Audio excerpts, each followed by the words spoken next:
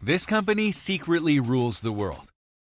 Many times a sinister conspiracy theory exists with regard to the true rulers of our world, but did you know that ownership of most of it can actually be traced to just a few corporations that you're likely to have never even heard of? People are slowly catching on to the fact that the world is controlled by perhaps 12 families, with the likes of the Rockefellers and Rothschilds often touted as having dominion over huge covert empires whose true wealth and influence are expertly shielded from prying eyes. In this video, though, we will give you a rundown of a company you've probably never heard of but is believed to secretly rule the world. How, you may ask? Where is it and what does it do? Sit back, relax, let's get it on. Sometimes it is called the most influential company you have never heard of. It is indeed the world's largest asset manager.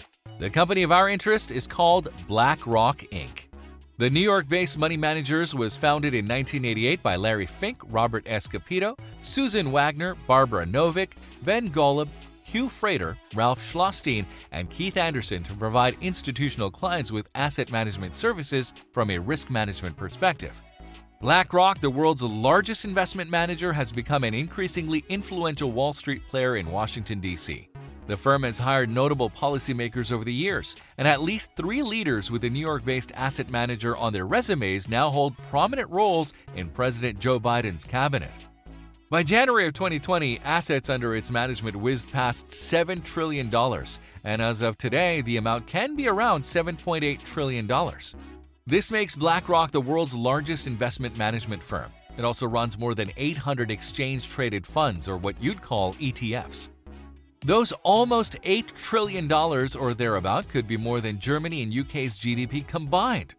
And the numbers did nothing but grow during the pandemic years. As they published last October, just in the previous quarter, they had 7% annualized organic asset growth, 18% increase in revenue year over year, and 17% increase in operating income year over year, just to name a few of the very positive results.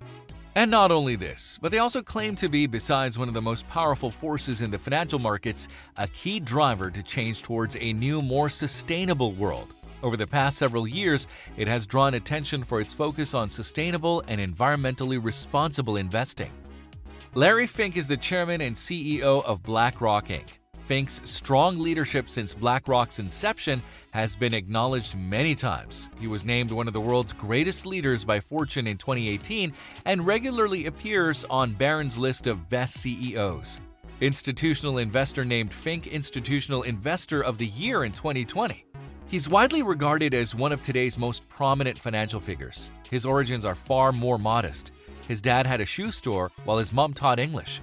Fink graduated from the University of California with a BA in political science and an MBA in real estate. He got his start on Wall Street at the age of 24. He was yet another lad from LA with jewelry and long hair seeking to make a mark for himself at the heart of global finance at the time.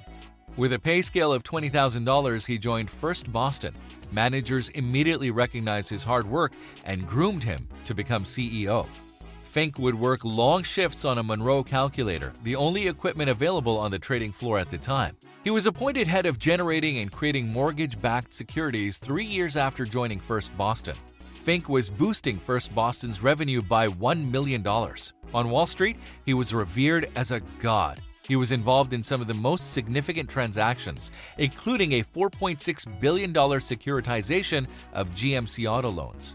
He was the youngest chief executive at the age of 27. As of December 2021, BlackRock managed a staggering $10 trillion of other people's money. That's more than the gross domestic product of every country in the world except for the US and China. For its largesse in investment management, it's a new firm by Wall Street institution standards. It makes most of its money-handling investments for outside clients, mostly institutions like public pension plans, endowments, and foundations. Nearly 60% of its overall assets under management are for institutional investors, most of which are products linked to stock markets. It also has a sprawling alternative investments business that oversaw some $265 billion in assets under its management as of December 2021, managing products across private equity, private credit, and hedge funds. BlackRock unveiled a risk evaluation and risk management system including 5,000 computers that work 24/7 and are monitored by a group of engineers, mathematicians, and developers. The BlackRock software could track millions of daily deals and analyze each asset in his client's stock holdings to understand how they might be influenced by even slight economic developments. Aladdin is a name for this system. The technology was actively scouring the markets for anything that may go bad, and it would form the basis for a second firm that would extend BlackRock's scope beyond asset management into the realm of client advice. Aladdin now oversees a total of $20.6 trillion in assets. It analyzes and tracks investors' portfolios and can help professional money managers spot risks. Today, it is a juggernaut widely used in the money management industry and beyond. Apple, Microsoft, and Google's parent firm Alphabet, the three biggest U.S. public companies, all rely on the system to steward hundreds of billions of dollars in their corporate treasury investment portfolios. With a diversified portfolio in 1999, BlackRock became a publicly traded company. However, people remain dubious of their latest tech. It had the month's worst IPO. As the time passed, the market realized that, despite having the cheapest shares, BlackRock was keeping its commitments to its investors. Fink opted to leverage the strength of acquisitions over 16 years of sustained growth. BlackRock had operations in Sydney, Singapore, London, and Munich before the end of the year. The company's success has seen present and past employees serve the U.S. government. Former BlackRock investment executive Brian Deese leads Biden's National Economic Council, effectively serving as his top advisor on economic matters.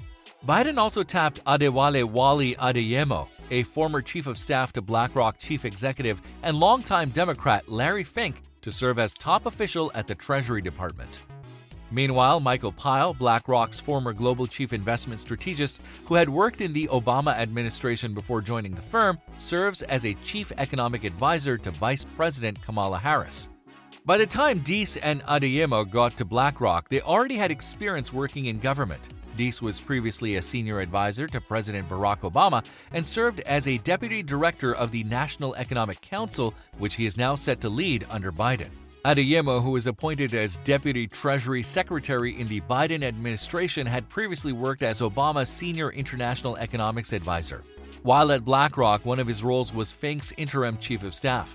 Pyle, who has worked as BlackRock's global chief investment strategist, had also previously worked in Obama's administration by the time he started as the asset manager. The FMA unit, which is effectively BlackRock's consulting arm separate from its investment management operations, had a significant role to play in the U.S. government's coronavirus pandemic response. In March 2020, the Federal Reserve picked FMA to handle an emergency asset purchasing program. There was no process where other asset managers could have bid for the job, according to a Wall Street Journal report. The investment manager had been there before, defending its connection to the Federal Reserve. During the global financial crisis of 2007 to 2009, the Federal Reserve Bank of New York asked BlackRock's FMA division to handle the assets of Bear Stearns and AIG, both on the verge of collapsing.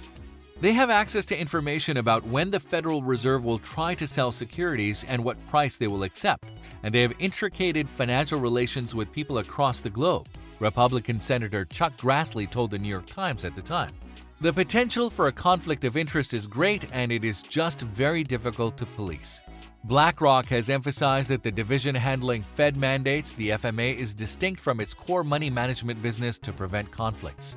Fink has also been vocal on matters of climate change, urging other companies' leaders to consider the associated risks. Climate change has become a defining factor in companies' long-term prospects, he wrote in his open letter to chief executives in January. The firm rolled out related initiatives like exiting investments that carry sustainability-related risks and launching new products that screen for exposure to fossil fuels. Fink was reportedly under consideration by 2016 presidential candidate Hillary Clinton to run the Treasury Department. He was also rumored to be under consideration for Biden's administration, but he has squashed that chatter. In 2020, private equity founder David Rubenstein asked Fink during Bloomberg's virtual New Economy Forum how he would respond to a request from Biden to serve in his cabinet. "Thank you for that honor, but I'm very happy at BlackRock. I've committed to my employees and to my board and my family already. I'm staying in New York for the time being," he said.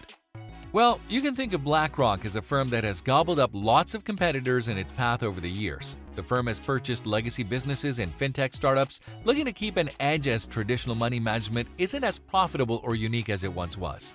In 2020, the firm said it would acquire a California-based investment provider called Aperio for approximately $1 billion in cash.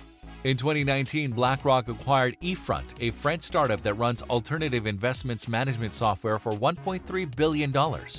In 2009, BlackRock acquired Barclays Global Investors in a deal that included Barclays iShares ETF business.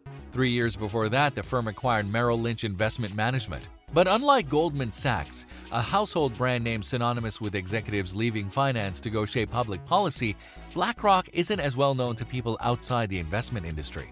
Today, BlackRock serves a wide community of retail and corporate investors with a mix of financial advice, portfolio management, and other solutions. It doesn't quite reveal the details of its users on its portal or in its annual report due to the confidentiality and safe aspect of the firm's operations. Having operations in over 30 nations and clients in over 100 countries, BlackRock caters to a worldwide clientele. America, APAC, Europe, the Middle East, and Africa are the multiple geopolitical zones in which the firm separates its users. America accounts for the majority of the firm's revenue. There you have it. Did you know of BlackRock before? Answer with a yes or no in the comments below. If you enjoyed the video, make sure to hit the like button and subscribe for more of our luxurious content, and why not click on another video showing now? This is The Luxurious. Talk to you in the next video.